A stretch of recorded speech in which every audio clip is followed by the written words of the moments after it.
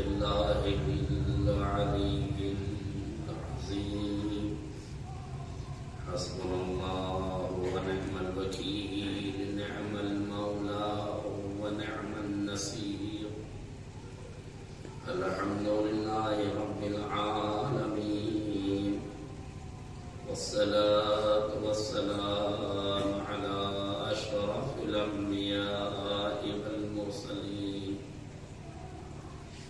الذي صاحب التاج والمعراج والبراق والعلم دافع البلاء والوباء والقحط والمرض والألم اسمه مكتوب مرفوع منقوش في اللوح والقلم جسمه مقدس معطر مطهر منور في البيت والحرم سيد الثقلين نبي الحرمين إمام القبلتين معبود رب المشرقين والمغربين مولى الكونين جد الحسنين أبي القاسم محمد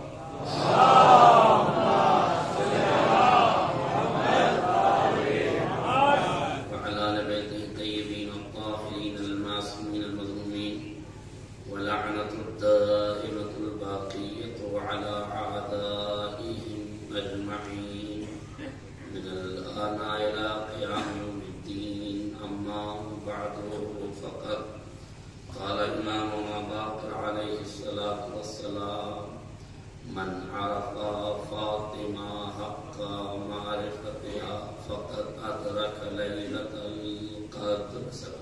اللهم صل على محمد وعلى محمد. حضرات گرامی، حضرت بزرگ ملت، دوستان عزیز، علماء کرام، شعراء کرام، ادائے فاطمیہ کی مجالس کا یہ سلسلہ آپ کی دائرہ محبت میں جاری ساری ہے.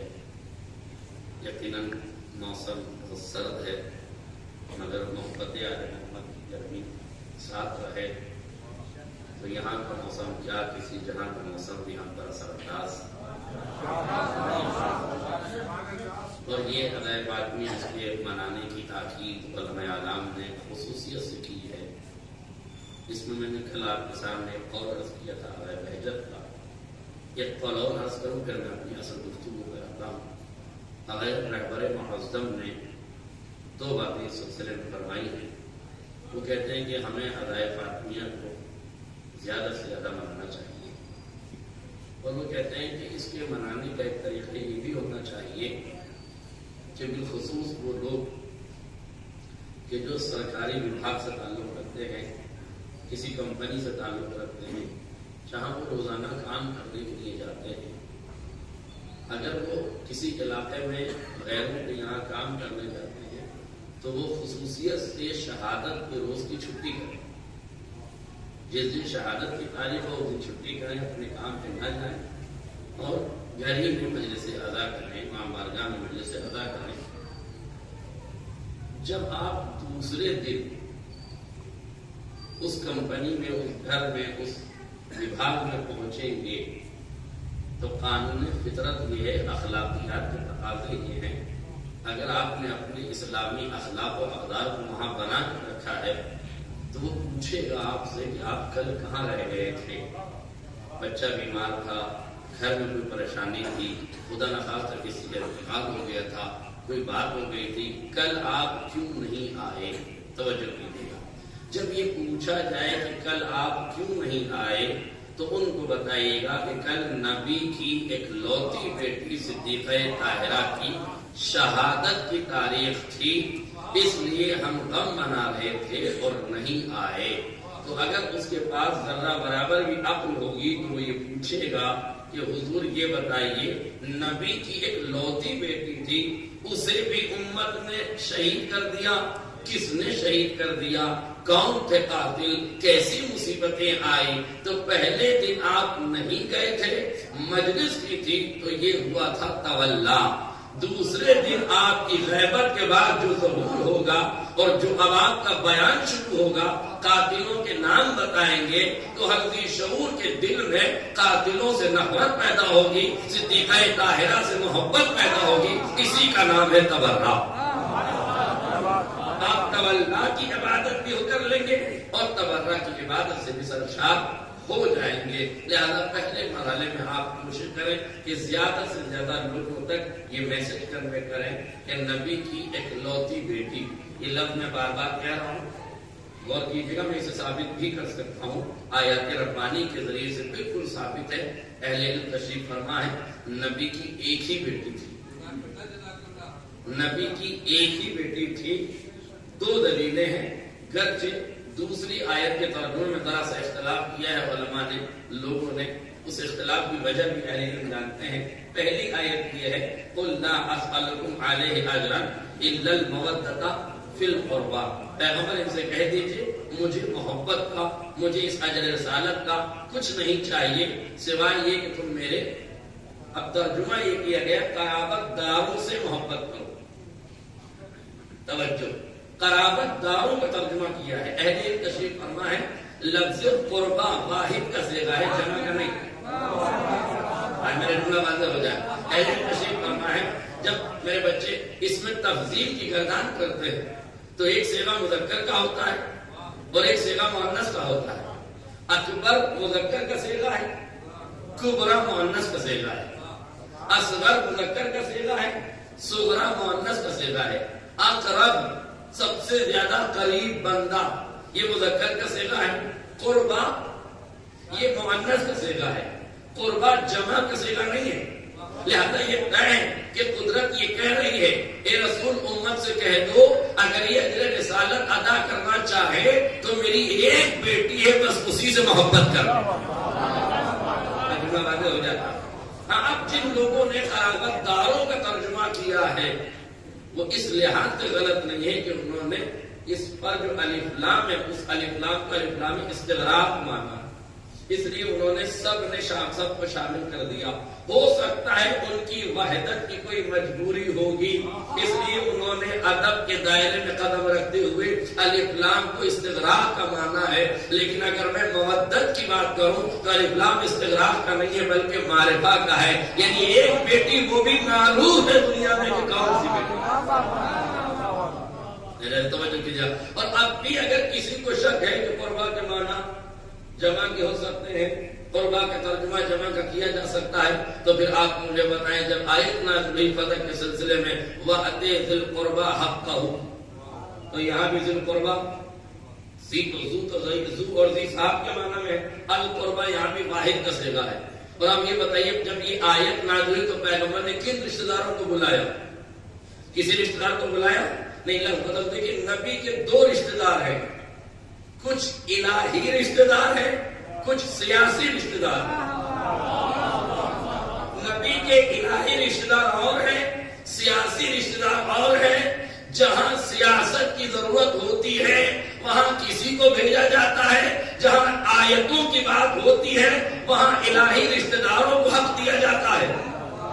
اور یاد رکھیے اگر نبی سیاست کی وجہ سے کسی کو کہیں بھیج بھی دے تو آیت آتی ہے اے پیغمبر آپ نے کسے بھیج دیا، یا آپ جائیں یا وہ جائے جو آپ میں سے ہو.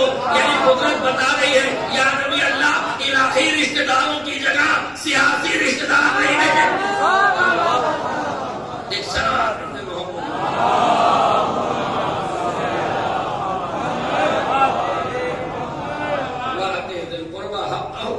مفسرین کا اتفاق ہے اس آیت کے اوپر کہ جب یہ آیت نازل ہوئی تو پیغمبر اسلام نے فدق جو باغ فدق کی شکل میں ہے اس کو پیغمبر نے اپنی بیٹی کے حوالے کیا، نہلے کے طور پر، ہبہ کے طور پر آپ نے دیا کہ یہ آپ کا ہے. توجہ کیجیے گا. میں ذرا سا فدق سے ریلیٹڈ باتیں آپ کو بتانا چاہوں. تھوڑا سا میں اپنے موضوع کو مکمل کرنے کے لیے چند مقدماتی باتیں آپ کے حوالے کروں تاکہ گفتگو مرتبط رہے اور آپ تک پہنچ جائے. ادائے فاطمی کے حوالے سے میں نے ایک جملہ آپ کو سنایا، دوسرا جملہ اور سن لیجیے. بالخصوص وہ لوگ جو اس سردی میں، اس ٹھنڈ میں سردی کو دیہات کر یہاں آئے ہیں محبت سے محنت سے آئے ہیں ان کے لیے یہ جملہ کہنا ضروری ہے۔ کسی نے اگر رہبر سے یہ کہا، رہبر محترم سے، کہ حضور آپ عزائے فاطمی میں مستقل طور سے مجلس میں بیٹھے رہتے ہیں، آپ کہیں حکومت کے کام وغیرہ میں، کاروبار میں کہیں حکومت کی میٹنگز ہوتی ہیں، وہ سب معطل کر کے عزائے فاطمی آپ مناتے ہیں، آخر اس کی وجہ کیا ہے؟ یہ پورا ملک ایران کیسے چلے گا جب آپ ایک دن کی چھٹی کر کے خالی عزائے فاطمی کرتے ہیں؟ تو اگر رحمت نے فرمایا کہ میں ایک دن عزائے فاطمی کر کے فرش عزائے صدیقہ طاہرہ سے پورے ملک ایران کا 1 سال کا رزق سمیٹ لیتا ہوں، پورے ملک ایران کا 1 سال کا رزق سمیٹ لیتا ہوں۔ دیکھیں مرجع وقت کی گفتگو ہے، عالم دین نے کہا ہے، بہت بڑے مرجع وقت ہے، انہوں نے کہا ہے، بات بالکل تسلیم کرنے کے لائق ہے، لیکن ہم جن کو آیات اعظام کہتے ہیں، مرجع کرام کہتے ہیں، ضروری تو نہیں ہے کہ ہر آدمی ان کی بات کو ویسے ہی تسلیم کر لے۔ تو ضروری ہے کہ جن کے لیے خدا کی کتاب کافی ہے، اس کتاب کافی سے بھی ان کو، ہماری کتاب کافی نہیں، ہماری کتاب کافی الگ ہے۔ جنہوں نے قرآن کو کافی سمجھ لیا ہے ان کو بھی روایت نہیں آیت سے سمجھا دینا ضروری ہے۔ کیسے ممکن ہے فرش عزائے صدیقہ طاہرہ سے کوئی آدمی سال بھر کا رزق پالے گا؟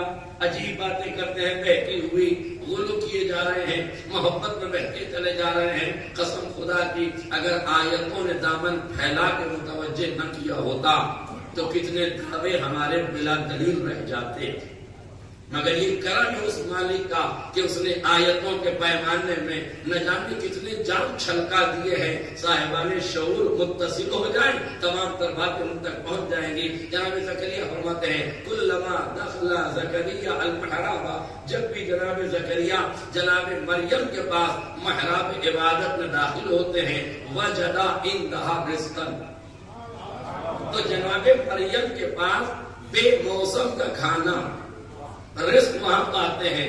قالا، تو جناب زکریا کہتے ہیں یا مریم انا لکی ھذا، اے مریم یہ بتاؤ یہ بے موسم کے پھل تمہارے مصلی عبادت پر کہاں سے آئے؟ قالت ہی من عند اللہ، تو وہ کہتی ہے یہ اللہ کے یہاں سے آیا۔ ابھی نبی مریم کی آنکھوں میں آنکھیں ڈال کے پوچھ رہے تھے یہ رزق کہاں سے آیا، جیسے ہی مریم نے کہا کہ یہ اللہ کے یہاں سے آیا، بشریت کے تقاضے ہوئے، چہرے پر آثار استعجاب کے آثار نمودار ہوئے، یا اللہ کے یہاں سے کیسے آ گیا؟ فوراً ہی جناب مریم کے لفظوں کو قرآن نے اپنے دامن میں سمیٹا۔ جناب مریم نے کہا ان اللہ یرزق من یشاء بغیر حساب، اللہ جسے چاہتا ہے بے حساب رزق دے دیتا ہے۔ اگر مریم کے دسترخوان پر بے حساب رزق آ سکتا ہے تو فخر مریم کی فرش ادا پر اتنا رزق آ سکتا ہے، ایک ملک ایران نہیں پوری کائنات کی انسانیت اس سے سیراب ہے۔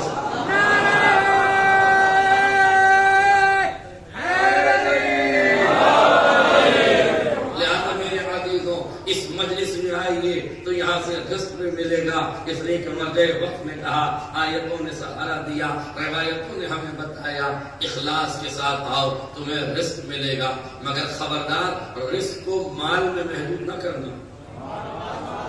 میرا جملہ واضح ہو جائے، رزق مال میں محدود نہیں ہے۔ تمام پڑھتے رہتے ہیں، علم اصول کے پڑھنے والے لوگ موجود ہیں، ہدایت شرطیہ میں یہ فقرہ روایت کا بھی استعمال ہوتا ہے، ان رزقت ولدا فاختنوا، یا اذا رزقت ولدا فاختنوا، جب تمہیں اولاد کا رزق ملے، اس کا مطلب یہ کہ اولاد میں رزق ہے، مال میں رزق ہے۔ پھر آپ دعا میں پڑھتے ہیں اللہم ارزقنا توفیق الطاعہ وبعد المعصیہ وعرفان الحکم واکرمنا بالہدی والاستقامہ۔ کیا مطلب ہے؟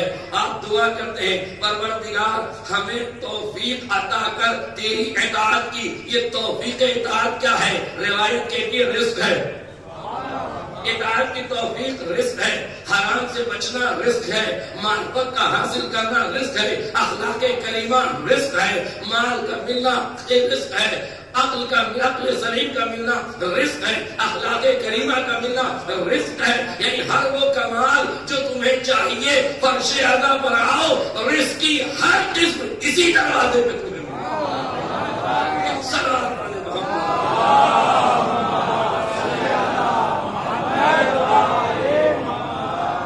لہذا یہ عزائے فاطمی کو زیادہ سے زیادہ تعداد میں شرکت کیجیے، منائیے، اپنے کام دھندے کو چھوڑ دیجیے، خصوصیت سے جب مجلس کا وقت ہو تو آئیے، اور اس وقت میں مجلس عزا میں شریک ہوئیے، اس لیے کہ آپ نہیں جانتے کس انسان کو کون سا رزق اس دروازے سے مل جائے، کون سا رزق اس دروازے سے مل جائے، یا آپ محسوس نہیں کر سکتے۔ میرے عزیزو توجہ کیجیے گا، میں نے کل یہاں پہ آپ کے سامنے بات پہنچائی تھی کہ شہزادی کو لیلۃ القدر سے تعبیر کیا گیا ہے، اور میں نے حدیث میں پڑھی من عرف فاطمہ حق کا معرفتها، جو فاطمہ کو اس طرح سے معرفت حاصل کر لے جیسے معرفت کا حق ہے، فقط ادرک لیلۃ القدر، تو اس نے لیلۃ القدر کو درک کر لیا۔ توجہ کیجیے گا، لیلۃ القدر کو درک کر دیا۔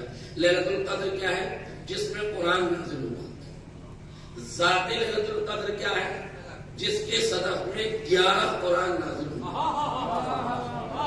یہاں تک اگر بات میری مکمل ہو گئی تو اب یہ سمجھ لیجیے کہ آیت 2 طرح کی ہوتی ہے۔ ایک آیت وہ جو لفظوں کا لباس پہن کے خالق کے کلام کی ترجمانی کر کے قرآن کے دامن میں محفوظ ہو، وہ آیت ہے۔ لیکن قرآن نے آیتوں کو بے جان لفظوں کے پیرائے میں محدود نہیں کیا، بلکہ اس نے کچھ جاندار چیزوں کو بھی آیت قرار دی۔ پھر قرآن نے یہ بھی کہا کہ جو آیات کی تکذیب کرے گا، تکذیب آیات یعنی جو آیات کو جھٹلائے گا، اس کا عذاب کیا ہے؟ سن لیجئے، جن آیت کی تکذیب کا عذاب سن لیجئے، تاکہ جب میں ان زوات کے سلسلے میں گفتگو کروں تو مجھے زیادہ محنت نہ کرنی پڑے۔ یہ مقدمے کے طور پر سن لیجئے، ان الذین کفروا وکذبوا بآیاتنا اولئک اصحاب النار خالدین فیہا۔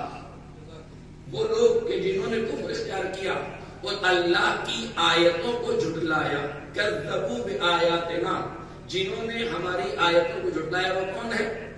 اصحاب النار، یعنی جہنمی ہے، اور خالی جہنم میں جائیں گے نہیں، خالدین فیہا، ہمیشہ ہمیشہ وہاں رہیں گے۔ اسی مزاج کی دوسری ہے، ان الذین کفروا وکذبوا بآیاتنا اولئک اصحاب الجحیم، وہ لوگ جہنم کے پسترین طبقے میں رکھے جائیں گے۔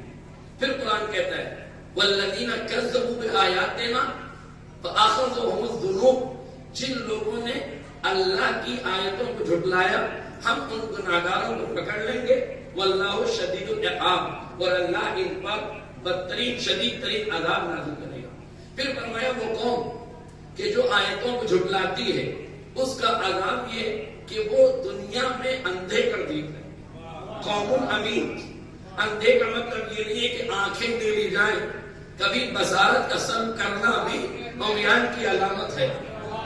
آپ سمجھ رہے، جو آیتوں کی تکذیب کرتا ہے، یہ تو عذاب بتایا ہے ان لوگوں کا جو آیات کی تکذیب کرتے ہیں۔ پھر قرآن نے ان کی مثالیں بتائی، فَاتَّبَعَ هَوَاهُ، وہ لوگ جو اپنی خواہشات نفس کا اتباع کرتے ہیں، فَمَثَلُهُ كَمَثَلِ الْكَلْبِ، ان کی مثال کلب کی سی ہے، کتے کی سی مثال ان کی ہے۔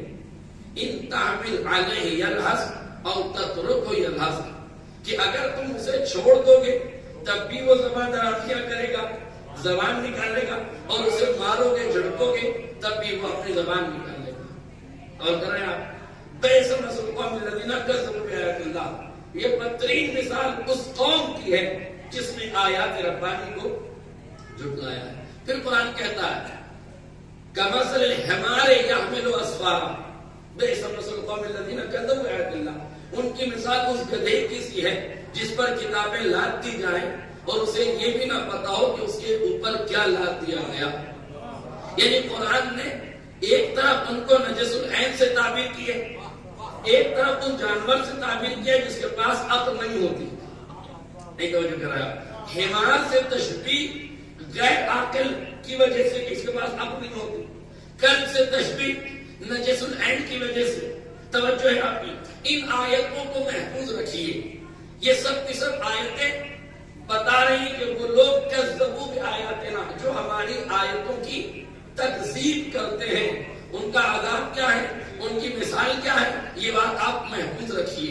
اب آئیے قرآن سے پوچھیں کہ آیتیں کیا کیا ہیں، کس چیز کو قرآن نے آیت کہا ہے، تو واضح قرآن کے لفظوں میں، قرآن میں جو موجود ہے آیتیں، وہ آیت ہے۔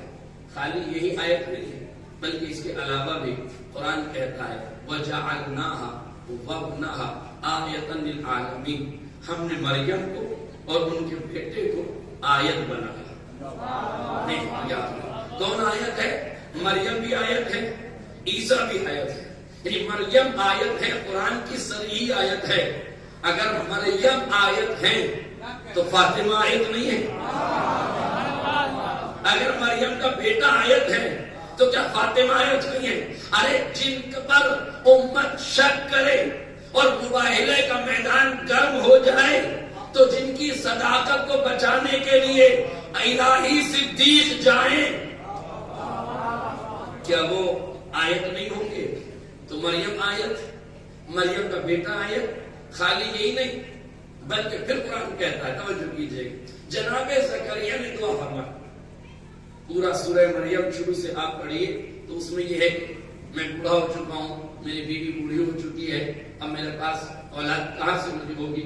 مگر پھر قرآن نے کہا کہ نہیں، ہم تمہیں اولاد دیں گے۔ تو اب دعا کا حکم ہوا جناب زکریا کو کہ دعا کرو، قال رب اجعل لی آیہ۔ جناب زکریا نے کہا کہ پروردگار میرے لیے آیت قرار دے۔ آیت کیا ہے؟ بیٹا۔ انا نبشرک بغلام اسمہ یحییٰ، ہم تمہیں ایک بیٹے کی بشارت دیتے ہیں جس کا نام یحییٰ ہے، لیکن اسے پانے کے لیے تمہیں دعا کرنی پڑے گی۔ تو کیا دعا کی؟ پیغمبر زکریا نے کیا کہا؟ جناب زکریا نے کہا رب اجعل لی آیہ، میرے لیے ایک آیت قرار دے۔ قدرت نے کہا آیت دیں گے، آیتوں کا اللہ تکلم الناس ثلاث لیال سویہ، ہم تمہیں آیت دیں گے مگر آیت کے دینے کا مسئلہ یہ ہے کہ تمہیں 3 دن تک خاموش رہنا پڑے گا۔ ثلاثہ لیال سویہ بھی آیت میں ہے اور ثلاثہ ایام متوالیہ بھی دوسری آیت میں ہے کہ 3 دن اور 3 رات، اس کا مطلب ہے 3 دن 3 رات دونوں کو شامل کیا، یعنی 3 شبانہ روز، شب اور روز تمہیں خاموش رہنا پڑے گا۔ آپ توجہ نہیں کر رہے۔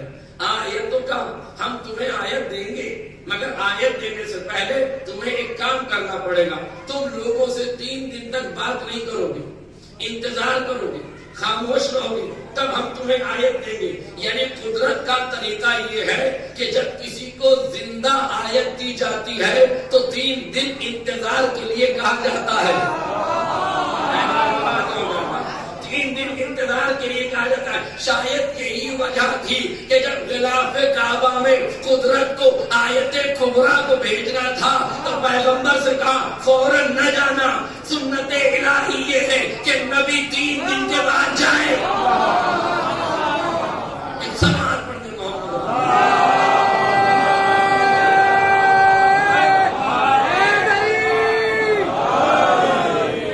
میں آپ کو اس منزل پہ لے جانا چاہتا ہوں دھیرے دھیرے۔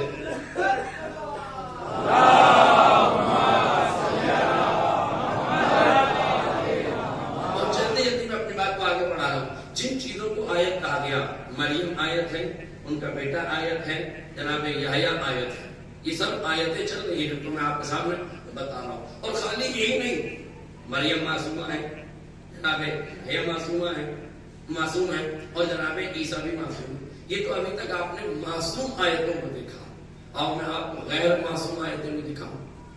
وَأَنْجَيْنَاهُ وَأَصْحَابَ السَّفِينَةِ، ہم نے نوح کو نجات دی اور اصحاب سفینہ کو نجات دی۔ وَجَعَلْنَاهَا آیَةً لِلْعَالَمِينَ، اور ہم نے اس کو عالمین کے لیے آیت قرار دیا۔ اہل تشریف فرما ہے جعلنا میں ہا کی ضمیر سفینہ کی طرف بھی جا سکتی ہے چونکہ سفینہ ظاہری اعتبار سے مؤنث ہے، اصحاب کی طرف بھی جا سکتی ہے اس لیے کہ اصحاب جمع ہے اور جمع مؤنث کے حکم ہوتی ہے، اور دونوں کی طرف بھی جا سکتی ہے۔ بہتر یہ ہے کہ ہم دونوں کی طرف لے جائیں، یہ کہیں کہ اصحاب سفینہ کو عالمین کے لیے آیت قرار دی گئی۔ کون ہے اصحاب سفینہ؟ وہ لوگ کہ جو جناب نوح کے ساتھ کشتی میں سوار ہوئے۔ کیا تمنا تھی سوار ہونے والوں کی؟ کہ اس طوفان سے غرقاب نہ ہو، پانی میں ڈبو نہ دیے جائیں، ہم بچ جائیں، یعنی تمنائے حیات رکھتے تھے۔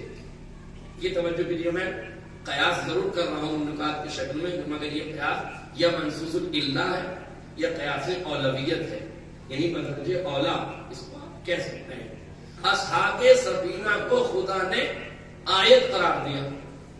اصحاب سفینہ کون ہیں؟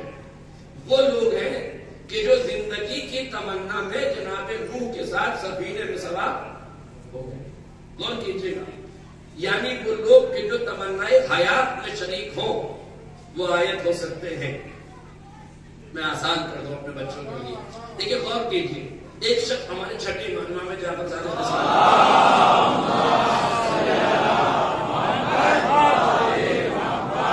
آگے کہتا ہے مولا میری ماں ضعیف ہے، میں نے اپنی ضعیف ماں کی بہت خدمت کی، یہاں تک کہ میں نے انہیں کئی سال تک اپنے کاندھے پہ بٹھا کے باقاعدہ حج کرایا، ان کی کوئی ضرورت میں نے ایسی نہیں ہے جو پوری نہ کی ہو، میں نے مکمل طور سے ان کی اطاعت کی۔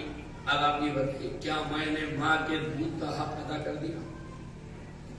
امام نے فرمایا تو نے اپنی ماں کے دودھ کے ایک قطرے کا بھی حق ادا نہیں کیا، ایک قطرے کا بھی حق۔ اس نے کہا مولا اتنی محنت و مشقت کے بعد کہ اللہ عمل کی جزا ارادوں کو دیتا ہے۔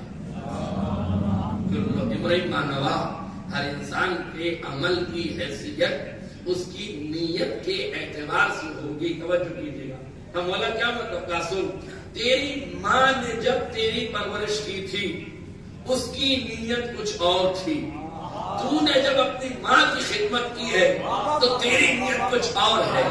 تو خدمت کر رہا ہے کہ نہ جانے کتنے دن زندہ رہے گی، لاؤ خدمت کر دوں۔ تمہاری ماں تمہاری خدمت کرتی تھی تو حیات کی تمنا کرتی تھی، تم کر رہے ہو تو موت کی تمنا کر رہے ہو۔ موت اور حیات کی تمنا برابر نہیں ہو سکتی۔ اصحاب سفینہ آیت ہیں مگر زندگی کی تمنا لے کے سوار ہوئے ہیں، تو وہ اصحاب جو سفینہ کربلا میں سوار ہے حیات کی تمنا میں نہیں، شہادت کے ہاتھوں کو لے کے، کیا وہ آیت ربانی نہیں ہو سکتی؟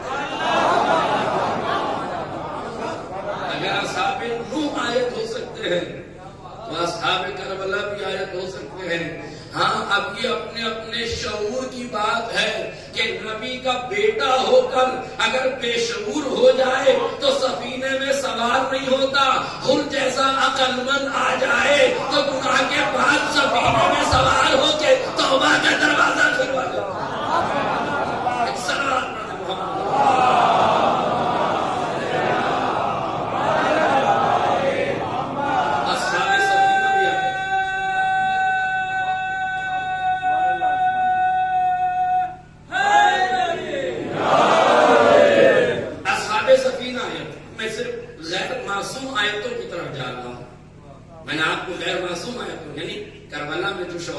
سب معصوم تو نہیں ہے، غیر معصوم ہے، مگر وہ بھی اللہ کی نشانیوں میں سے ایک نشانی ہے۔ اس کا مطلب یہ بھی ہے کہ غیر معصوم اللہ کی نشانی ہو سکتا ہے، نہیں لفظ بدلو، غیر معصوم اللہ کی آیت ہو سکتا ہے، غیر معصوم آیت اللہ ہو سکتا ہے،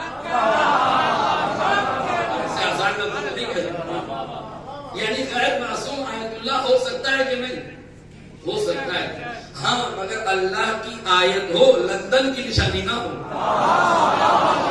سلام پڑھو محمد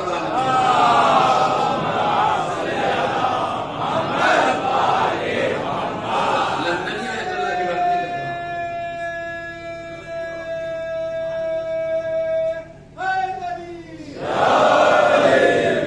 بہت جلدی میں اپنی باتوں کو آگے بڑھا رہا ہوں۔ اصحاب سفینہ بھی آیت ہے اور قرآن کہتا ہے نزل من السماء ماء یحیی الارض بعد موتہا، کہ اللہ نے آسمان سے پانی کو برسایا، یہ پانی مردہ زمینوں کو زندہ کرتا ہے۔ ان فی ذلک لآیہ، تو یہ پانی جو مردہ زمینوں کو زندہ کرتا ہے اللہ کی آیت ہے۔ قانون بتایا ہے جو مردہ زمینوں کو زندہ کرے، اگر وہ آیت ہے تو وہ ذوات جو مردہ ضمیروں کو زندگی عطا کرے وہ بھی آیت ہے۔ اور خالی یہ نہیں، یہ تو حیات دیتی ہے اس لیے آیت ہے، ایک آیت کو سن لیجیے، میں دامن کو سمیٹ لیتا ہوں. دوسری آیت میں فصلوں کی سبلا رب کا ذکر کلی من کل سمرہ، کہا شہد کی مکھی کو وہی کی قدرت میں کہ جاؤ اور تازہ پھولوں کا رس نکالو. ہاں اس وقت قرآن کہتا ہے فصلوں کی سبلا رب کا ذکر یخرج من بطونها الوان مختلف شراب مختلف الوانها، اس کے پیٹ سے ایک مادہ نکلے گا، شراب نکلے گی، مادہ نکلے گا مختلف الوانها، جس کے مختلف رنگ ہوں گے. فیہ شفاء للناس، یہ لوگوں کے لیے شفا ہے. ان فی ذلک لآیہ، اور یہ شہد جو لوگوں کو شفا دے گا یہ بھی قدرت کے نزدیک آیت ہے. اس کا مطلب یہ کہ قرآن قانون بتا رہا ہے وہ چیزیں کہ جو قدرت کی جانب سے شفا کے لیے معین کی جائیں، اگر وہ شفا دیتی ہے تو آیت ہے. مجھے بتاؤ شہد کی مکھی نے جو رس لیا ہے وہ کیا ہے؟ پھولوں کا رس ہے، مکھی کا خون جگر نہیں ہے. پھولوں کا لفظ بدلو، پھولوں کا رس ہے، یاسوب کا خون جگر نہیں ہے. تو اگر پھولوں کا رس یاسوب کا خون جگر نہ ہو کے شفا دے دے تو وہ آیت ہو سکتا ہے. تو امیر المومنین یاسوب الدین کے کلیجے کا لہو اگر کربلا کی خاک میں مل جائے تو وہ خاک کھا کے شفا ہو جائے تو وہ بدل جائے اور آیت ہو سکتی ہے.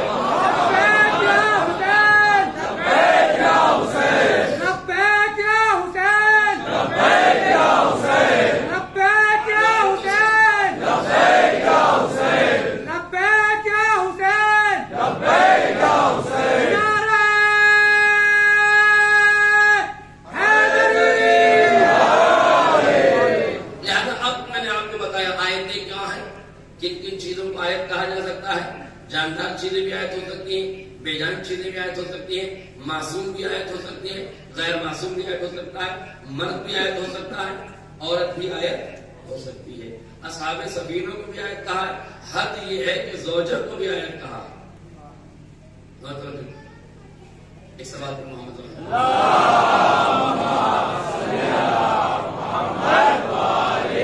بات آ گئی تو میں پڑھنا نہیں چاہتا، میرے بات آ گئی. وَمِنْ آیَاتِهِ أَنْ خَلَقَ لَكُم مِّنْ أَنفُسِكُمْ أَزْوَاجًا، اور اللہ کی آیتوں میں سے ایک آیت یہ ہے کہ اس نے تمہارے نفسوں سے تمہارے لیے تمہاری زوجات کو پیدا کیا ہے.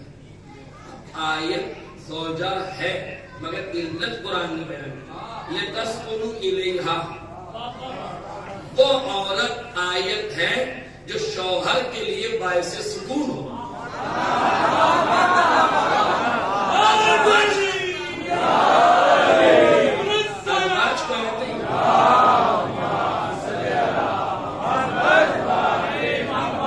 قرآن نے ازواج کو آیت کہا مگر لتسکنو کا دائرہ بنا کر بہت سی خواتین کو باہر نکال دیا. قرآن نے صاف لفظوں میں کہہ دیا زوجہ کسی کی بھی ہو، چاہے نبی کی ہو یا غیر نبی کی، اگر سکون بخش رہی ہے تو آیت ہے، اگر مصیبت پیدا کر رہی ہے تو آفت ہے.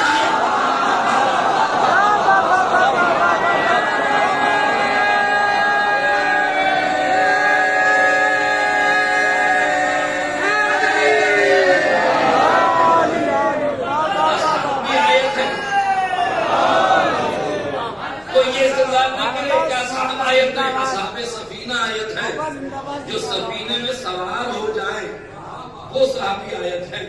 جو سفینے میں سوار نہ ہو وہ آیت نہیں. وہ بی بی جو باعث سکون ہو وہ آیت ہے، جو باعث مصیبت ہو وہ آیت نہیں ہے. کسی نے مرحوم سرکار مہدی صاحب سے یہ کہہ دیا کہ حضور زوجات کے سلسلے میں تھوڑی سی تبلیغ کرتی، زوجات کے سلسلے میں تھوڑی سی. اب آپ سمجھتے ہیں سرکار مہدی صاحب اور ان سے کوئی یہ کہہ دیا کہ تبلیغ کر دیجیے، تب ان کی تبلیغ کا انداز نکالا ہوگا. مجھے فیوریٹ فکر تھے اور اچھے فکر تھے، اس لیے میں ان کی روح کو خراج عقیدت پیش کرنے کے لیے کبھی کبھی ایک دو جملے ان کی طرف سے پڑھ دیا کرتا ہوں. جب ان سے یہ کہا کہ آپ یہ بتائیے کہ زوجات کے سلسلے میں، تو انہوں نے کہا نبی نے فرمایا، توجہ سے حدیث سنیے، بہت مشہور کی، نبی نے فرمایا کہ گندگی پر اگنے والی گھاس نہ کھایا کرو، اس لیے کہ ظاہراً بڑی خوبصورت ہوتی ہے، اندر سے اس میں جراثیم ہوتے ہیں۔ اس کے بعد وہ کہتے ہیں بگڑی ہوئی خاتون نبی کے لیے وبال جان بن جاتی ہے، تو عام آدمی کو کہاں سے سکون آتا ہے؟ اس سوال پر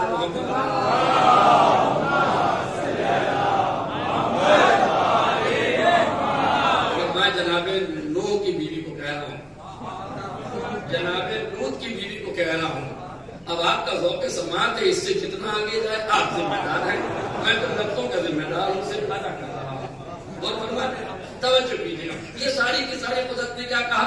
آیت ہے، توجہ رکھیے گا، یہ سب کی سب آیت ہے۔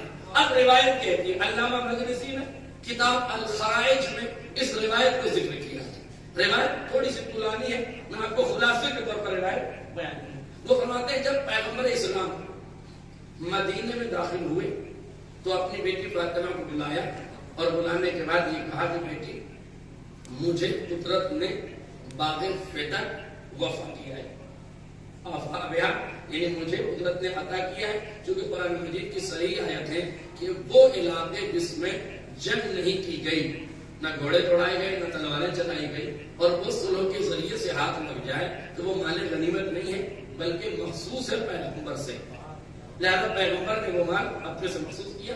فرمایا کہ میں اس باغ فدق کو تمہیں ہبہ کرتا ہوں، اور کیجیے گا میں اس باغ فدق کو تمہیں ہبہ کرتا ہوں۔ اب جملہ سنیے، اس کے بعد پیغمبر اسلام فرماتے ہیں یہ باغ فدق تمہارے بابا کی جانب سے تمہاری ماں خدیجہ کا مہر ہے، تمہارے بابا کی جانب سے، ایسا نہیں کہ پیغمبر نے مہر خدیجہ نہیں دیا تھا، دیکھیے غربت میں دینے والا مہر اور ہوتا ہے، حالات سدھرنے کے بعد دیا جانے والا مہر اور ہوتا ہے۔ دیکھیے جو مہر کا مطالبہ ہو وہ الگ ہے، جو شوہر اپنی خوشی سے بعنوان مہر دے دے وہ اور مرحلہ ہے۔ پیغمبر نے فرمایا کہ میں نے بعنوان مہر، یہ خدیجہ کا مال ہے، چونکہ اس وقت خدیجہ کے پاس دولت تھی، میں غریب تھا، خدیجہ نے دولت مجھے دی، اب مجھے قدرت نے فدق ہبہ کیا ہے، تو اب مجھے حق حاصل ہے کہ میں یہ فدق تمہیں دے دوں۔ توجہ، مال خدیجہ سے ارتباط پیغمبر نے کیوں دیا؟ فاطمہ زہرا کو یہ بتایا جیسے خدیجہ نے اپنا مال امت کے لیے استعمال کیا ہے، تم بھی فدق کو مسلمانوں کی فلاح و بہبودی کے لیے ادا کرنا۔ قسم خدا کی اگر فدق فاطمہ کے پاس رہ گیا ہوتا تو جس طرح خدیجہ کے مال سے لوگ مسلمان ہوئے ہیں، ویسے ہی فاطمہ کے فدق کے مال سے لوگوں کے ہاتھ بندھے نہ رہتے۔ کھول کے اسلام میں آ جاؤ،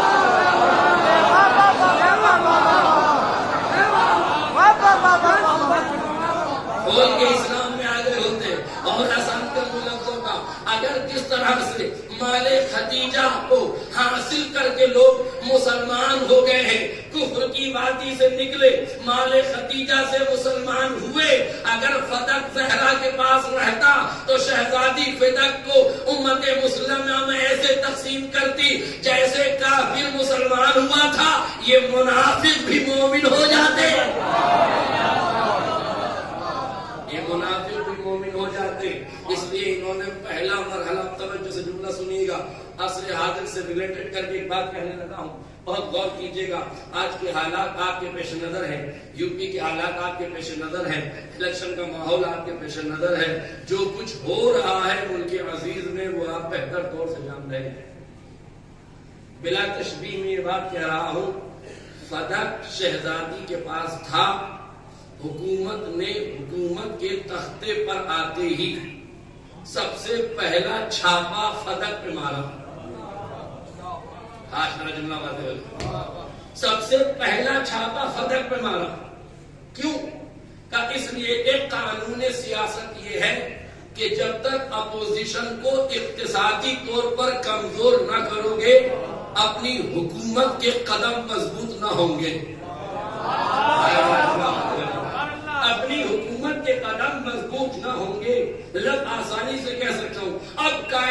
میں جس جس ملک میں جس جس علاقے میں کمزوروں پہ چھاپا ماری ہوگی دکھایا ہوا غاصبوں کا راستہ ہے، چلنے والے ظالمین ہیں، انہیں بھی عذاب ملے گا اور ان کے نام اعمال میں بھی عذاب لکھا جاتا ہے۔ اقتصادی کمزور کرنے کی یہ پالیسی آسانی سے کہہ سکتا ہوں 1400 سال بعد جہاں آ کے سیاست نے ترقی کی ہے، اصحاب نبی وہاں پہلے ہی پہنچ چکے تھے۔ سوچئے کتنے پہنچے ہوئے لوگ تھے، سوچئے کتنے پہنچے ہوئے لوگ تھے وہ۔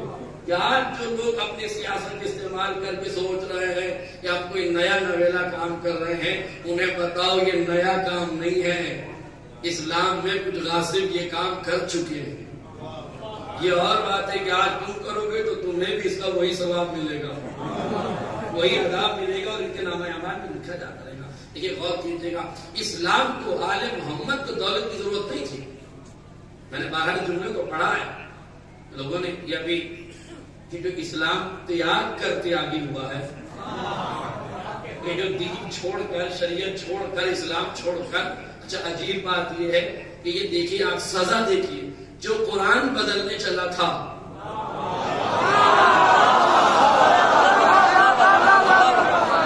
خدا نے اسے ہی بدل دیا، اسے بدلا نہیں ہے، ہر وقت خور کو متوجہ کیا۔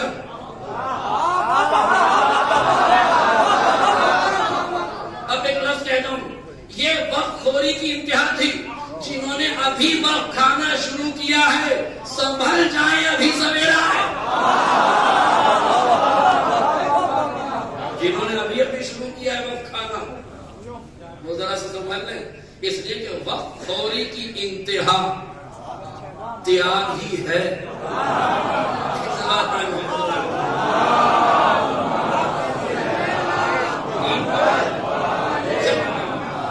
توجہ کیجیے گا، پیغمبر اسلام نے مولا کائنات کو بلایا اور کہا اکتب، اس قدر کو جناب فاطمہ کے نام لکھ دیا جائے۔ ام ایمن کو گواہ بنایا، اسماء بنت امیس کو گواہ بنایا، خود مولا کائنات گواہ ہے اور حسنین شریفین اس بات کے گواہ ہے۔ اب اس کے بعد ایک دوسری روایت علامہ نے اپنی کتاب کشکول میں اس کو ذکر کیا ہے، مفضل کی روایت سے یہ نکلی ہے، مفضل کی روایت ہے، چھٹے امام جعفر صادق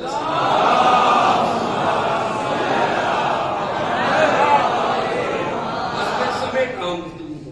امام نے فرمایا توجہ کہ جب پہلا حاکم تخت حکومت میں براجمان ہوا، سمجھیے گا، پہلا حاکم جب تخت حکومت پر آیا تو اس نے یہ اعلان کیا کہ جس پر نبی کا کوئی قرضہ ہو وہ آج مجھ سے مانگے، میں نبی کا قرضہ دینے کے لیے تیار ہوں۔ تاریخ کہتی ہے تو صحابی آگے بڑھے، جناب جابر بن عبداللہ انصاری اور جریر بن عبداللہ بجلی۔ یہ روایت میں پڑھ رہا ہوں، کتاب کا نام میں نے بتایا، علامہ نے اپنے کشکول میں ذکر کیا، لیکن اصل میں جہاں سے یہ روایت میں نے پڑھی ہے وہ ہے علامہ کاظم قزوینی کی کتاب فاطمہ زہرا من المہد الی اللحد۔ یہ صرف میں بچوں کے لیے شعبے بتا رہا ہوں تاکہ یہ اس کتاب کی طرف جا کے رجوع کریں۔ عربی کی کتاب ہے، بہت آسان عربی اس کی گھبرائے نہیں، یہ خامسہ سادسہ آپ کے جو طالب علم ہیں وہ اگر اس کو پڑھنا چاہیں تو بہت آسانی سے اس کو پڑھ سکتے ہیں اور اس کو سمجھ بھی سکتے ہیں، اور پڑھیں، ضرور جا کے پڑھیں، بہترین روایات اس میں ذکر کی گئی، توجہ کیجیے گا۔ انہوں نے کہا کہ عبداللہ جناب جابر بن عبداللہ انصاری اور جریر بن عبداللہ بجلی دونوں آئے اور انہوں نے آ کے کہا کہ ہمارا نبی پر یہ حق تھا، ہم سے نبی نے یہ قرضہ لیا۔ کہتے ہیں فَأَنْجَزَهُمَا، تو اس حاکم اور خلیفہ نے ان دونوں کو وہ حق دے دیا۔ بات مسجد کی ہے، بات بلوائے عام کی ہے، امت مسلمہ دیکھ رہی ہے۔ تاریخ کہتی ہے جب جابر بن عبداللہ انصاری اور جریر بن عبداللہ بجلی کو حق دے دیا جو قرض کی شکل میں تھا، تو اب کہتے ہیں کہ شہزادی زہرا سلام اللہ علیہ آئی اور آنے کے بعد کہا اے خلیفہ وقت فَأَعْتِنِي فَدَقْ، مجھے بھی میرا حق فدق دے دیا جائے۔ تو حاکم کہتا ہے ہاتی البینہ، گواہ لے کر آؤ، نہیں توجہ کیا گواہ لے کر آؤ شہزادی نے کہا تعجب ہے، اسی بزم میں 2 صحابیوں نے دعویٰ کیا تو تو نے بینہ نہ مانگا، بنت رسول دعویٰ کر رہی ہے تو گواہ مانگ رہا ہے؟ نہیں تو جو آپ نے تو گواہ مانگ رہا ہے، ہاں گواہ لاؤ۔ شہزادی نے کہا بالکل صحیح، اگر تو پھر بھی عداوت میں ہم سے گواہ مانگ رہا ہے تو ہمارے گواہ آیات ربانی ہے۔ نہیں تو جو آپ نے یہ سنی وہ یہ سوال یعقوب جتنی وراثت کی آیتیں تھی شہزادی نے پڑھی، اس نے تسلیم نہیں کی۔ مجھے بتاؤ تکذیب آیات کا مطلب کیا ہے؟ تکذیب آیات کا مطلب کیا ہے؟ فاطمہ نے صدق کے خطبے میں 20 آیتیں پڑھی ہیں، حاکم نے کسی آیت کو نہیں مانا، تو 20 آیتوں کی تکذیب قرآن کی آیتوں کی تکذیب کی کہ نہیں؟ خود فاطمہ آیت ہے کہ نہیں؟ فاطمہ کی تکذیب کی کہ نہیں؟ اب روایت سنی، آگے بڑھ کے روایت کہتی ہے شہزادی نے کہا ٹھیک ہے تو گواہ مانگ رہا ہے، مولا کائنات کو پیش کیا گیا، یا علی فاشہد لنا، یا علی ہمیں کوئی گواہ دیجیے۔ حسنین شریفین کو گواہ بنایا کہ یہ میرے بیٹے دونوں گواہ ہیں، ام ایمن کو گواہ بنایا۔ جب یہ گواہ پہنچے تو اب حاکم کہتا ہے علی فزوجھا، وہ تو آپ کے شوہر ہیں، ان کی گواہی نہیں کی جائے، وہ ام الحسنین فابناہما، یہ دونوں تمہارے بیٹے ہیں، ان کی گواہی نہیں مانی جائے گی۔ ام ایمن ایک عورت ہے، ایک عورت کی گواہی نہیں مانی جاتی، 2 عورتیں ہوں شریعت میں اور ایک مرد، تو یہ نصاب مکمل ہوتا ہے۔ توجہ کیجیے گا، گواہوں کا نصاب کیا ہے؟ 2 آدمی گواہ ہوں تو مکمل گواہی ہے، 2 عورتیں گواہ ہوں تو آدھی گواہی، 4 عورتیں ہوں اور 2 مرد ہوں تب گواہی شریعت میں مکمل ہوتی ہے۔ توجہ کیجیے گا، 4 عورتیں ہوں 2 مرد ہوں، 4 عورتیں 2 مردوں کے برابر ہوتی ہے تب یہ گواہی مکمل مانی جاتی ہے شریعت میں۔ مگر جن سے گواہی مانگی جا رہی تھی ان گواہوں میں خود صدیقہ طاہرہ بھی گواہ تھی۔ نہیں توجہ کیا آپ نے؟ دیکھیں کون ہے صدیقہ طاہرہ؟ ایک معرکہ ہوا ہے اسلام میں، سچوں اور جھوٹوں کے درمیان ایک مقابلہ۔ جب نصارہ نجران یہ کہنے لگے کہ عیسیٰ اللہ کے بیٹے ہیں اور نبی نے فرمایا کہ عیسیٰ اللہ کے نبی ہیں، تو خطرہ کس بات کا تھا؟ کہا وحدت خطرے میں تھی، اس لیے کہ اگر اللہ کا کوئی بیٹا ہو گیا تو توحید ہاتھ سے نکل جائے گی، تو توحید بچانے کے لیے پیغمبر قافلہ لے کے چلے۔ ایک جملہ کہہ دوں، اپنے گھر سے نکلے تو کسی کو ساتھ لیا نہیں، فاطمہ کے گھر پہنچے تو کسی کو چھوڑا نہیں، سب کو ساتھ لیا۔ آیت میں جتنے لوگ آ سکتے تھے سب کو ساتھ لیا، ہاتھوں کو جوڑ کے کہا یا نبی اللہ آپ کے گھر میں بھی تو کچھ سچے تھے، کوئی سچی بھی ہوگی، کوئی سچا بھی ہوگا، کیا یہ اتنے اچھے نہیں تھے جو میدان مباہلہ میں جاتے؟ کیا تمہیں معلوم نہیں ہے قدرت نے سیاسی رشتہ داروں کو نہیں بلایا، الہی رشتہ امت کے سچے نہیں چاہیے، الوہیت کی نظر میں تو سچے ہو وہ چاہیے جنہیں امت سچا بنائے، ان کی گواہی نہیں، جنہیں قدرت سچا کہے ان کی گواہی چاہیے۔ ان کی گواہی چاہیے جنہیں قدرت نے سچا بنایا۔ ایک لفظ آپ سے پوچھوں، یہ جو صدق آل محمد یہ جو 5 تن گئے ہیں، کیا کرنا ہے؟ جھوٹوں پہ لعنت کرنا، تو سچے ہی جائیں گے میدان میں۔ تو کیا ان 5 کے علاوہ امت مسلمہ میں کوئی سچا نہیں تھا؟ بھائی میں 1 2 3 آدمیوں کی بات نہیں کر رہا ہوں، صلوات پڑھنے محمد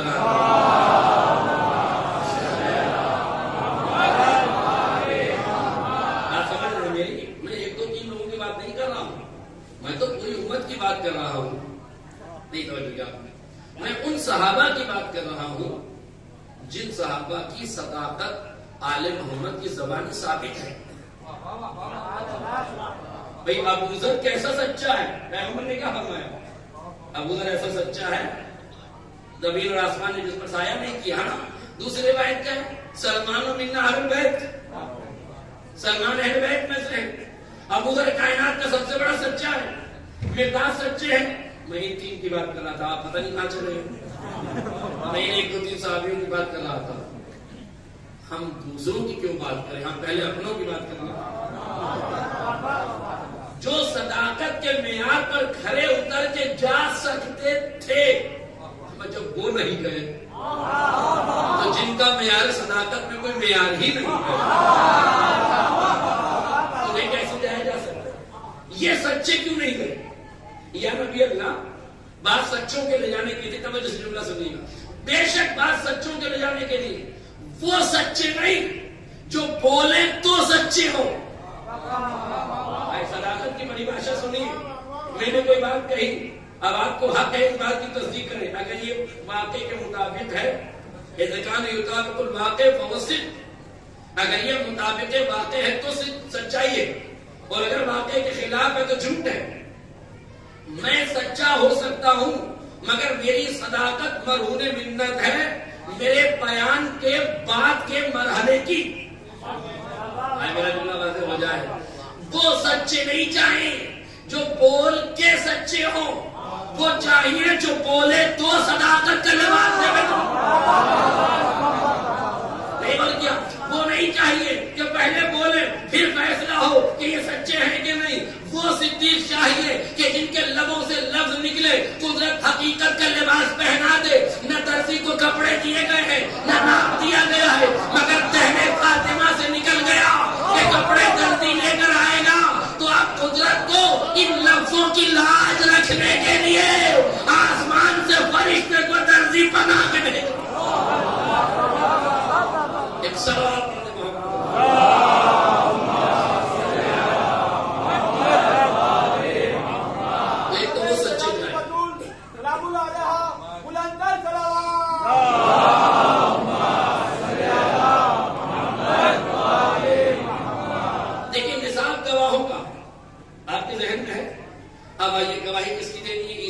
بیٹے نہیں، عیسیٰ اللہ کے نبی ہیں.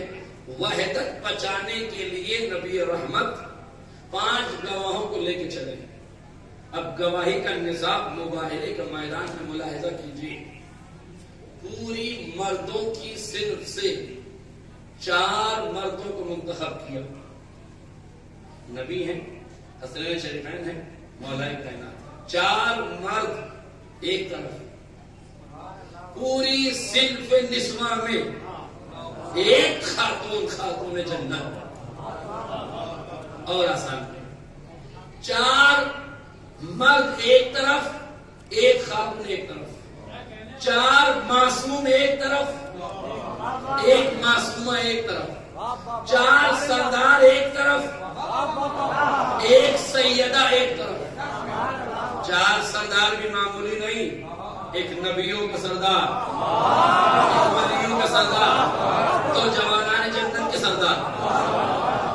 4 مردوں میں بھی عہدوں کے مالک، 2 عہدوں پہ فائز، نبی نبوت پہ فائز، 3 امام درجہ امامت پہ فائز. مگر یہ ذات نہ حامل امامت ہے، نہ منصب امامت اس کے پاس، ان کے پاس، نہ منصب نبوت ان کے پاس. منصب دار ایک طرف. ایک سوال پڑھے محمد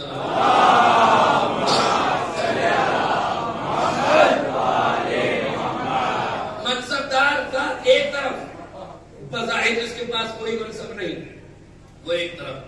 پروردگار یہ کون سا ماجرا ہے، یہ کون سا میدان ہے؟ کہ یہ میدان صداقت ہے. سچے گئے ہیں جھوٹوں پہ لعنت کرنے. نصاب ہم نے بنایا ہے. 4 معصوم ایک طرف، ایک معصومہ ایک طرف، 4 سردار ایک طرف، ایک سیدہ ایک طرف، 4 مرد ایک طرف، ایک خاتون ایک طرف. پروردگار یہ کیا چاہتا ہے؟ کہ چاہتا نہیں ہوں، کائنات کو عظمت فاطمہ بتا رہا ہوں. میرا جملہ واضح ہو جائے. عظمت فاطمہ بتا رہا ہوں. وہ اور عورتیں ہوں گی جو 4 مرد ہو، 4 عورتیں ہوں تو 2 مرد ہوں، تب گواہی کا نصاب برابر ہوتا ہے. یہ فاطمہ ہے، 4 مردوں نہیں، 4 معصوموں کے برابر تنہا.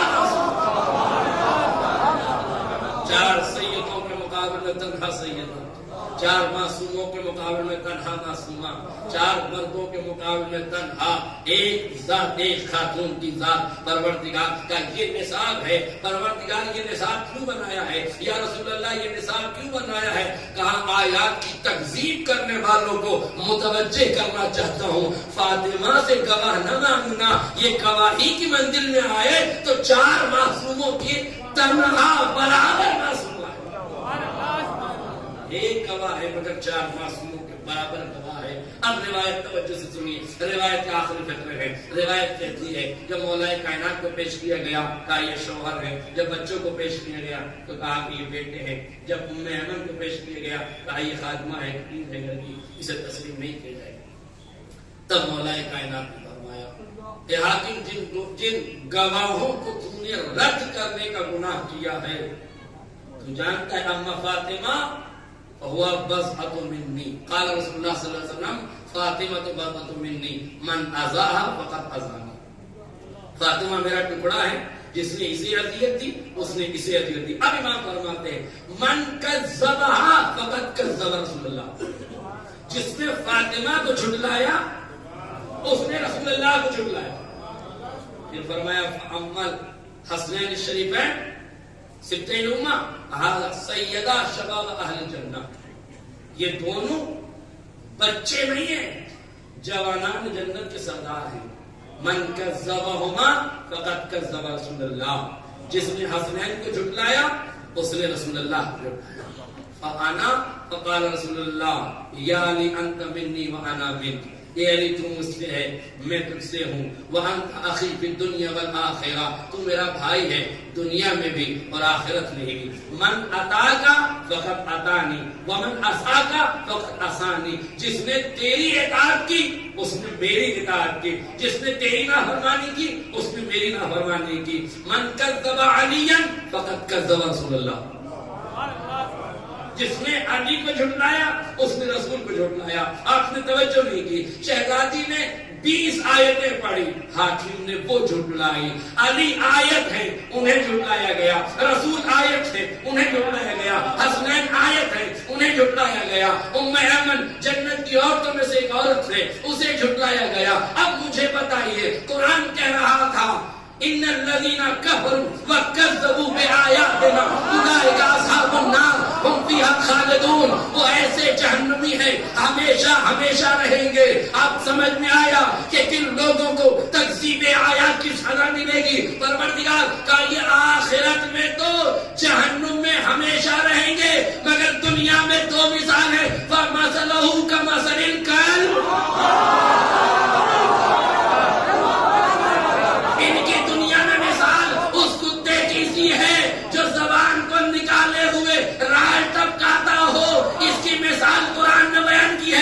شہوت پرست ہو، جو مال کی طرف رغبت کرتا ہو، اس کی مثال ہے۔ اب بتاؤ جو آیات ربانی کو جھٹلا رہا تھا اس کی زبان فدق پر لٹک رہی تھی کہ نہیں؟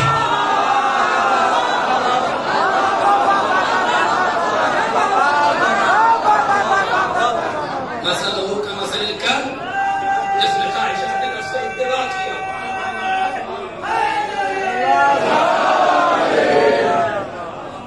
دوسری مثال کیا ہے سورہ جمعہ میں؟ کمثل الحمار یحمل اسفارا۔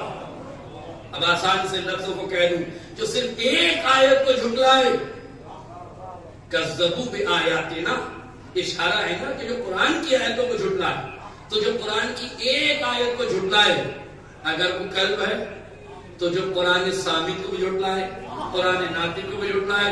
اب کلب نہ کہیے ابو کلب کہیے، حمار نہ کہیے ابو حمار کہیے۔ ایک سلوات پڑھیے محمد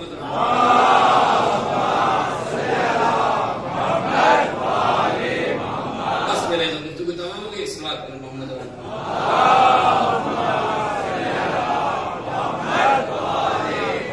بس اس سلسلے کی آخری بات میں آپ کی گوش گزر کروں اور سلسلے کو مسائل کی طرف موڑ دینا چاہتا ہوں، توجہ کیجیے گا۔ مسئلہ فدق کا ہے، تکذیب پیغمبر کی گئی، تکذیب آیات کی گئی، گواہوں کو جھٹلایا گیا۔ ٹھیک، میں تفصیلات فدق میں نہیں جانا چاہتا۔ ایک اعتراض کیا گیا ہے، ٹھیک ہے، پہلے دور حکومت میں فدق شہزادی کو نہیں دیا گیا، دوسرے دور میں نہیں دیا گیا، تیسرے دور میں نہیں دیا گیا؟ چوتھا دور تو آپ کا تھا، آپ نے فدق کیوں نہیں دیا؟ بات ہو گئی؟ یہی مولا کائنات نے فدق واپس کیوں نہیں کیا جب آپ کا دور حکومت آیا؟ دیکھیے واضح حدیث میں جو بلاغہ میں موجود ہے آپ کا بیان، آپ نے فرمایا کہ ہاں ہم آل محمد حکومت کے تخت پر اپنا حق لینے کے لیے نہیں آتے، دوسروں کو ان کا حق دلانے آتے۔ تو یہ روایت بالکل واضح، اس میں ذرا برابر میں شک و شبہ کی گنجائش، مگر میرا سوال یہ ہے کہ جس کو اعتراض علی پر ہے وہ علی کے قول کو کیوں مانے گا؟ قول اپنی جگہ صحیح ہے، مگر یہ قول مقابل کے لیے دلیل نہیں بن سکتا۔ سمجھ رہے میرے دوست؟ مقابل کے لیے دلیل، مقابل کو دلیل کہاں سے چاہیے؟ مقابل کو دلیل چاہیے رسول کے عمل سے، تبھی تو مانے گا وہ۔ اب آئیے میں بہت جلدی اس بات کو مکمل کر رہا ہوں۔ 8 ہجری میں مکہ فتح ہوا، پیغمبر اسلام مکے سے مدینے ہجرت کر کے گئے تھے، تاریخ یاد ہے آپ کو؟ مکے سے مدینے ہجرت کر کے گئے، مکے سے مدینے، تو پیغمبر رہتے کہاں تھے؟ مکے میں۔ پشتینی گھر پیغمبر کا کہاں تھا؟ مکے میں۔ بچپن کہاں گزرا؟ مکے میں۔ ماں کی ممتا کہاں گزری؟ مکے میں۔ باپ کی عطوفت کہاں گزری؟ دادا کی سرپرستی میں رہے کہاں گزرا؟ پیار کہاں گزرا؟ دیکھیے وطن کو انسان سے بے پناہ محبت ہوگی، کتنی بھی دور چلا جائے وطن کی گلیاں ہمیشہ یاد رکھیں، وطن کے نظارے ہمیشہ یاد رکھیں، وطن کے عناوین ہمیشہ انسان کو یاد رہتے ہیں۔ صرف یاد رکھیے نبی کہاں رہتے تھے؟ مکے میں۔ پشتینی گھر نبی کا کہاں تھا؟ مکے میں، جہاں آپ کا بچپن جوانی ایک مرحلے تک آپ نے، اس کے بعد ہجرت کر کے چلے گئے مدینے۔ جب پیغمبر مدینے ہجرت کر کے گئے تو جو کچھ گھر چھوڑ کے گئے تھے ظاہر اس پر قبضہ ہو گیا، کفار و مشرکین نے اس گھر کو قبضے میں لے لیا، ظاہر ہے۔ اب آپ جانتے ہیں کہ اگر کچھ لوگ کہیں رہتے ہیں وہاں سے چلے جائیں، بہت سے لوگ میگریٹ ہو کے پاکستان چلے گئے تو جو ان کے گھر بار تھے وہ سب لے لیے گئے دوسروں، تو ایسے ہی پیغمبر کا گھر بھی دوسروں نے قبضہ کر لیا۔ توجہ رکھنا، 8 ہجری کو مکہ فتح ہو گیا۔ جب مکہ فتح ہوا تو پیغمبر اسلام 10,000 کے لشکر کے ساتھ مکے میں داخل ہوئے۔ امت مسلمان نبی کے کردار کو سمجھنے کی کوشش کرے، 10,000 کا لشکر ہے پیغمبر کے ساتھ، اصحاب کے دل میں تمنائیں مچل رہی ہیں پرانے کافروں سے قصاص لینے کی، اور جو کبھی نہیں لڑتے تھے نا وہ نبی کی طاقت کو دیکھ کے کہنے لگے الیوم یوم الملحمہ، آج قتل و غارت گری کا دن ہے، مگر جسے قدرت نے رحمت للعالمین بنا کے بھیجا تھا اس نے کہا خبردار الیوم یوم المرحمہ، آج لڑائی کا دن نہیں ہے، رحمت کا دن ہے۔ کائنات کو پیغمبر کا یہ سبق یاد ہونا چاہیے، ہم طاقت میں آتے ہیں تو ظلم نہیں کرتے، طاقت ہوتی ہے تو رحم کرتے۔ نبی نے کہا خبردار کوئی ظلم نہیں ہوگا، بلکہ ایسا کرو پورے مکے کو امن کا گھر قرار دو، ایک ایک آدمی کو آپ فلاں رئیس الکفر نے کہا اس کے گھر میں بھی جو پناہ لے لے اسے بھی چھوڑ دو۔ کہ خوبصورت مصرع ہے کسی شاعر کا، آصف جلال کا ہے، کسی اور شاعر کا ہے، مصرع مجھے یاد نہیں لیکن مفہوم یاد ہے کہ امت مسلمہ محمد کی محبت میں سارے مسلمان نہیں ہوئے، کچھ مال خدیجہ کے چکر میں بھی مسلمان، اسی طریقے سے سارے لوگ اسلام کی محبت میں اسلام میں نہیں آئے، کچھ لوگ اپنے قرضوں کی معافی کے لیے بھی اسلام میں آ گئے۔ یہ سمجھنا کوئی بہت مشکل تو نہیں ہے، 126 کروڑ کا گھوٹالہ کہاں سے ہوتا اگر دین بدل نہ دیا جاتا؟ نہیں آپ شاید پہنچے نہیں میرے بچے، 126 کروڑ کا وقت کا گھوٹالہ ہے، انہیں کوئی تیاگی نہیں بنا ایسا سب تو یہ کہ پھر آدمی جاتا ہے تو لوگ اسلام کی طرف آنے لگے۔ میں مختصر کر رہا ہوں، الیوم یوم المرحمہ، پیغمبر نے فرمایا خبردار الیوم یوم المرحمہ ولیس الملحمہ، آج رحم کا دن نہیں، قتل و غارت گری کا دن نہیں ہے، بلکہ رحم کرم کا دن۔ اب اصحاب محمد نے، اصحاب نبی نے موقع کو غنیمت جانا تھا. وہ جو ذمہ سنیے شاہد مثال یہی ہے میری اور میری بات مکمل. پیغمبر سے ہاتھ جوڑ کے کسی صحابی نے کہا یا نبی اللہ چلیے جب ہم یہاں تک آ گئے ہیں تو آپ کا پشتینی گھر بھی کافروں سے چھین لیا جائے. نہیں توجہ کہ آپ نے کافروں سے چھین لیا جائے اس لیے کہ مال تو ہمارا ہی ہے، انہوں نے قبضہ کر لیا ہے. یا نبی اللہ آپ کی مامتا وہیں گزری، آپ کی محبتیں وہیں گزری، آپ کا بچپن وہیں گزرا، دادا کی عطوفت وہیں گزری، ماں کی مامتا وہیں گزری، آپ کا بچپن وہیں گزرا ہے، آپ کی یادیں وہاں گزری ہیں. لے لیجیے گھر بھی آپ کا ہے، اپنا ہی تو گھر ہے. پیغمبر نے فرمایا خبردار ہم عہدۂ حکومت و نبوت پر اپنا حق لینے نہیں آئے ہیں، دوسروں کو ان کا حق دینے کے لیے آئے ہیں. علی جانشین مصطفیٰ کا نام ہے. اگر کل نبی نے گھر لے لیا ہوتا تو علی نے فتح لے لیا ہوتا.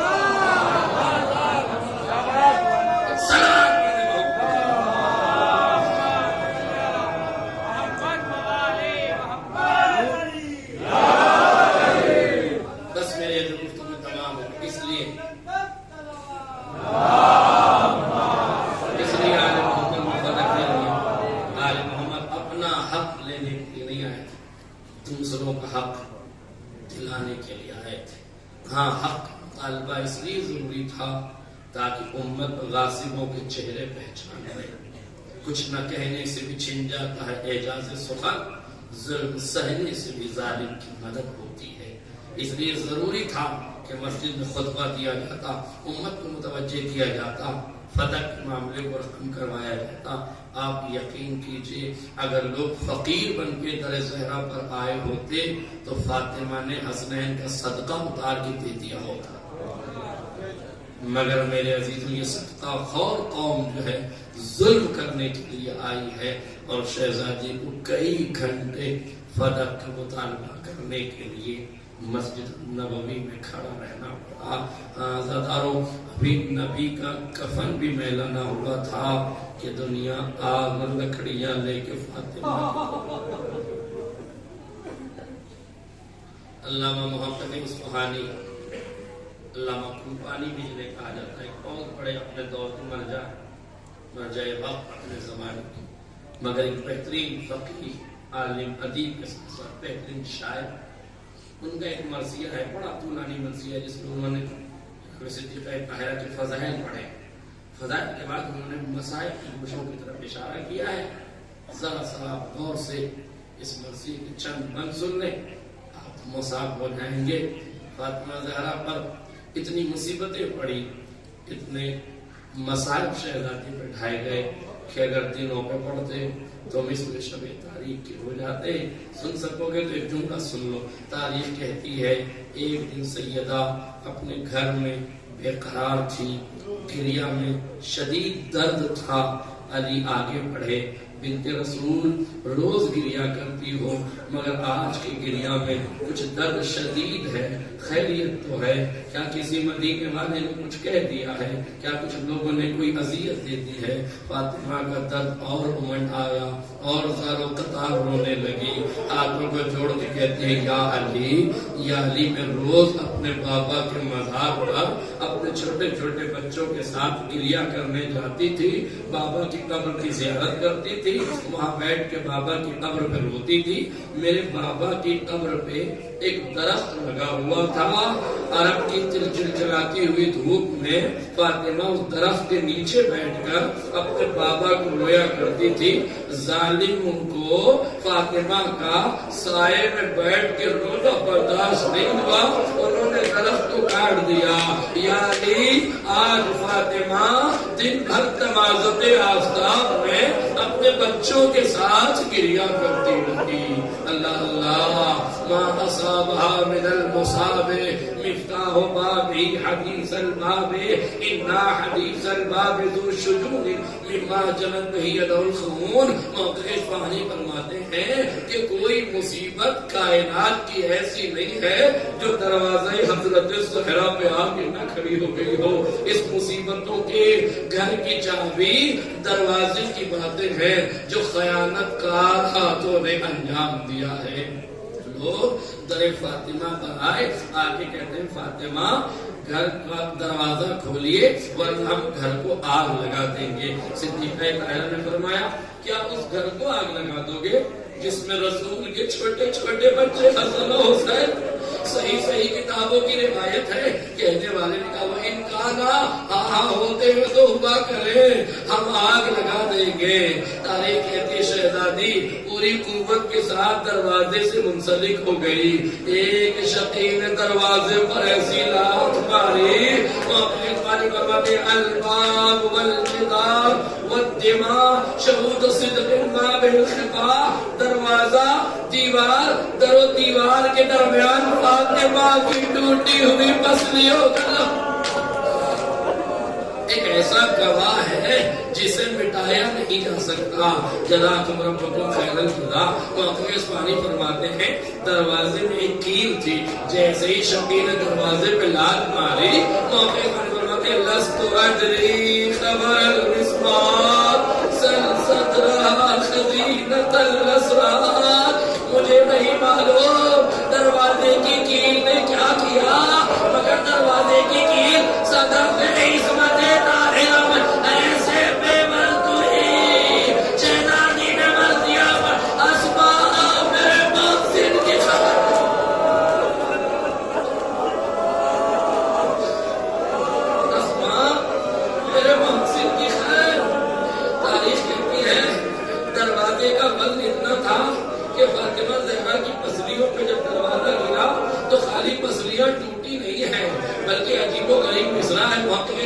کا موقع اسمانی فرماتے ہیں اذ رزا تلک العزل الزکیہ رضیت لا مثل رضیہ۔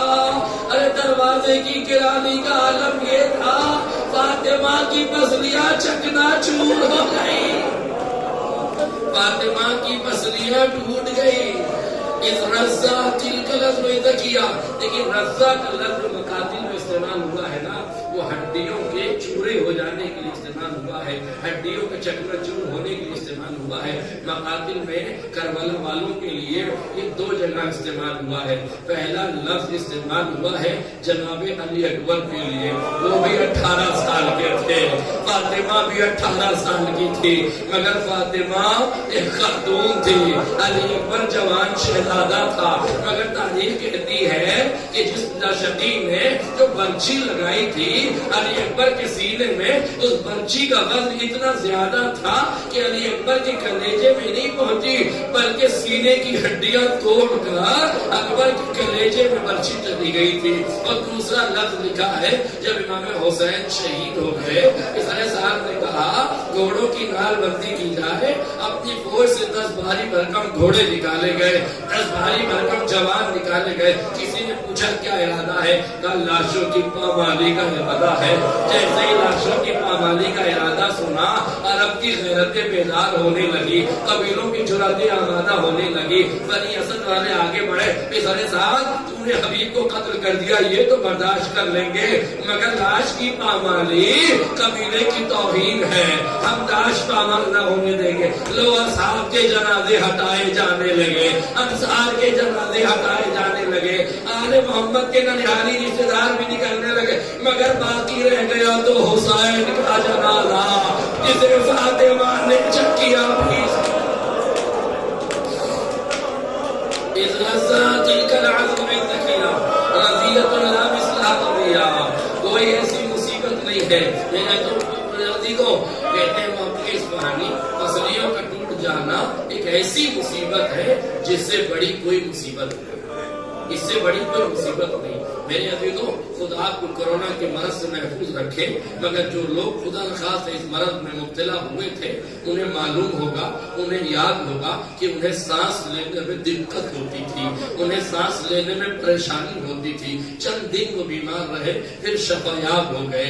مگر جس کی پسلیاں ٹوٹ جاتی ہیں نا، اس سے سانس لینے میں بڑی دقت ہوتی ہے۔ اور فاطمہ زہرا اپنے فاطمہ زہرا شہزادی فاطمہ زہرا پر جب دروازہ گرا 75 دن یا 95 دن شہزادی زندہ رہی، جب بھی سانس لیتی تھی تو پسلیوں میں درد ہوتا تھا، جس میں درد کا طوفان اٹھتا تھا۔ بس ابھی تو میں نے ختم کی دعا، آپ کی آوازیں گریہ بلند ہو گئی. خدا ان آوازوں پر رحمتیں نازل کرے. صدیقہ طاہرہ کو کوئی غم نہ دے سوائے غم مظلوم کربلا کے. بانیان اعضاء کی توفیقات میں خدا اضافہ فرمائے, ان کی عمل حسنہ کو قبول فرمائے. بس چند جملے اور سن لیجیے. صدیقہ طاہرہ جب در و دیوار کے درمیان آ گئی اور دروازے کی کیل صدف عصمت طاہرہ میں پیوست ہو گئی, محسن شہید ہو گئے. اب تاریخ کہتی ہے فاطمہ زہرا نے اپنی پوری قوت کو سمیٹا, اس لیے کہ اشقیاء گھر پہ گھس آئے ہیں, علی کی طرف بڑھنا چاہتے ہیں. فاطمہ تیزی سے اٹھی اور اٹھنے کے بعد علی کی طرف بڑھی. جیسے ہی علی کی طرف بڑھی ہے ایک شقی آگے بڑھا, اور روایت کے فطرے نہیں موقع فاری فرماتے ہیں ایک شقی آگے بڑھا. وَوَكَّذَانَ عَلَى السَّيْفِ فِي جَنْبَيْهَا أَتَى كُلَّ مَا عَلَيْهَا. ایک شقی نے پوری قوت کے ساتھ تلوار کا دستہ فاطمہ کے شکستہ پہلو پہ مارا. اللہ جس کی پسلیاں ٹوٹ گئی ہوں, تلوار کے دستے سے حملہ ہو رہا ہو, ارے وہ بیوی تلوار کے زمین پہ گری, مگر ہائی محمد کو بچانے کا شوق. فاطمہ زہرا نے پھر اپنے وجود کو سمیٹا, صدیقہ طاہرہ نے پھر اپنے وجود کو سمیٹا, علی کی طرف لب کی. قسم خدا کی محمد اصفہانی کا مصرع نہ ہوتا میری ہمت نہ تھی کہ میں اس جملے کو پڑھ دیتا, مگر چونکہ محمد اصفہانی نے لکھا ہے اس لیے پڑھ رہا ہوں. ایک شقی آگے بڑھا, وجاوز الحد من عدم الخد شلت ید الطغیان والتعدی. ایک شقی آگے بڑھا, فاطمہ کے نقصان مار, اتنی زور سے تماچا مار. فحملت العين غير المعرفة تضرب الدم على تلك السماء. تماچے کا اثر یہ ہوا فاطمہ کی آنکھ سرخ ہو گئی. ارے نقصان برات ہوا کسے نام مر. جزاکم ربکم خیر الجزا.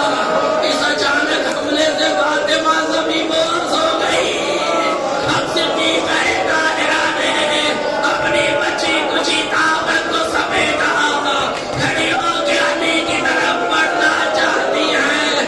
کن خود نامی شخص آگے بڑھا, تازیانے سے حملہ کیا. والعصر باقی کتملت فی عصد الزہرا اقوع الحجار. ارے قنفذ کا حملہ تھا, فاطمہ کا دائرہ بازو چھل ہو گیا. جب تک نماز پڑھتی تھی, جب اس تازیانے کے بعد جب بھی فاطمہ نے نماز پڑھی نا, دونوں ہاتھ تکبیر کو نہ اٹھتے تھے. ایک ہاتھ پہلو میں ہوتا, ایک ہاتھ ٹانگوں کی.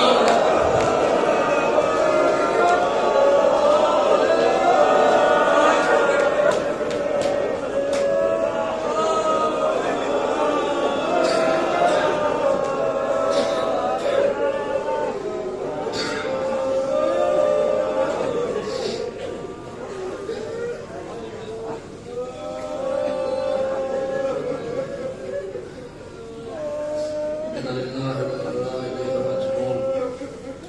نزل بقضائه وتسليما لأمره, سيعلم الذين ظلموا أي منقلب.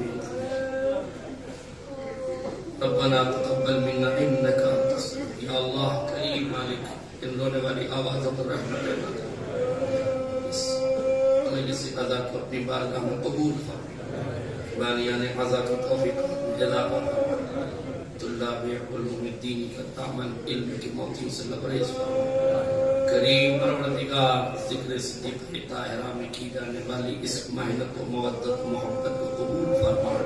کریم مالک, اس سرد موسم میں جو مومنین صدیقہ طاہرہ کی محبت میں مجلس حسین منائے, ان کے عمل قلیل کو بارگاہ عظیم میں قبول فرما.